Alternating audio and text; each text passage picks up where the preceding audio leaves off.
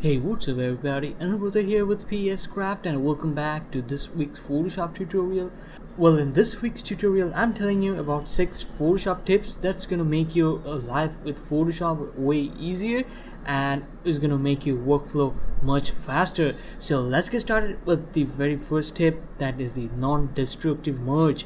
Well, we have all used the typical merge feature where we select a bunch of layers and then right click on it and say merge layers, but this thing is kind of a destructive process, as you can see, as you might know, because let's say I flatten this gradient layer along with my original image layer, which is this cathedral thing over here, and so let's say I right click on it and say merge layers, and then I come back a couple of days later and I change my mind and I want to change the gradient, and I won't be able to do that because Control Z won't work because I've closed the file and reopened it again after a couple of days. So there's no way going back to that gradient layer to change the color. That's a real bad situation to be in. So to avoid that kind of things, what you can do is merge non-destructively. Now to do that, what you do is select your layers that you want to merge, then right click, and before clicking on merge layers, hold down the order option key and click on merge layers. That way you'll get your new merged layer and it won't also kill your original layers. So in case you change your mind later on down the line, you can always go back to your original layers, change it, and then merge it back again. So that was our first tip. Now next move on to our second tip, that is adding text layers close to one another. You see, when working with text layers, you often try to add a new text layer close to an existing text layer, but when you click on it, Photoshop thinks that you're trying to select the existing text layer, but actually you're trying to do just the opposite. So to avoid that kind of thing, or to force a new text layer, what you can do is hold down the shift key and then click on your image to create a new text layer. And doing that, even if you click on top of an existing text layer, Photoshop will create a brand new text layer. See how cool is that, huh? Well, so use this thing to make your workflow faster. Okay, so that was our second tip. Now let's move on to the third tip, that is tool switch. Well, you see, oftentimes we work with two tools at the same time, or we have to quickly switch between tools. Like let's say I'm painting something over here and now I want to erase my strokes, so I switch to the eraser tool, and then you come over here, erase it, then switch back to the brush tool, then start painting again.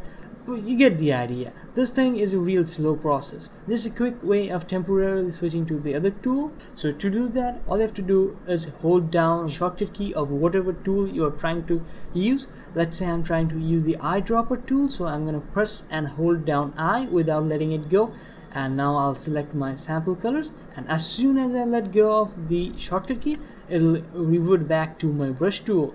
This thing works with everything. This thing will work with any combination.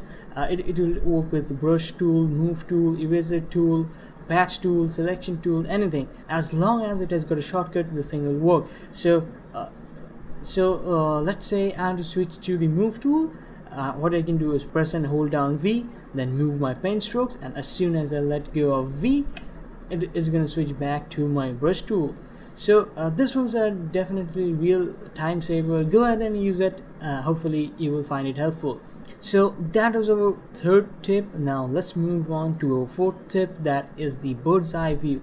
Let's say you're working in a large image like this and you zoomed into a spot real close and you've kind of lost track of where you are. What you can do is hold down the H key and left click, and that's gonna give you a bird's eye view of where you are. And this bounding box is kind of glitchy. It's gonna give you a rough idea. It's not gonna exactly point out where you were, but it's gonna give you a rough idea of where you were in the image, and as soon as you let go, it's gonna zoom right back in. So that was our fourth tip. Now let's move on to the fifth tip, that is the send layer to the top or bottom.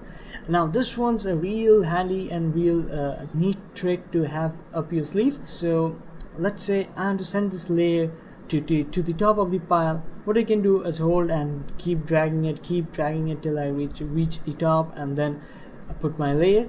But let's say we had 30 or 40 layers. That way we'd have to hold down our mouse and drag it for a very long time. But turns out there's a real neat trick to do this. What you can do to send a layer to the top of the pile is hold down Control Shift and press the close third bracket key, and that's going to send a layer to the top of the pile instantly. And if you want to send it to the bottom of the pile, what you can do is hold down Control Shift and press the close third bracket key, and that's going to take your layer to the bottom of the pile. So real helpful thing, real helpful shortcut. Use it, and it's definitely make your life easier. Well, that was our fifth tip. Now let's move on to the last one, that is the run last filter tip. Let's say you've just run a filter. I'm going to select this one, filter, then I'm going to go to let's say filter gallery, and let's say you made a bunch of adjustments and got your cool effect, and then you have clicked on OK. But now you want to apply this filter again on some other layer.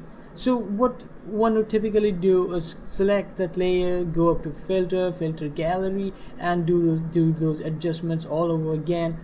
But there's a shortcut to rerun your last filter, and the shortcut to do that is Control plus F.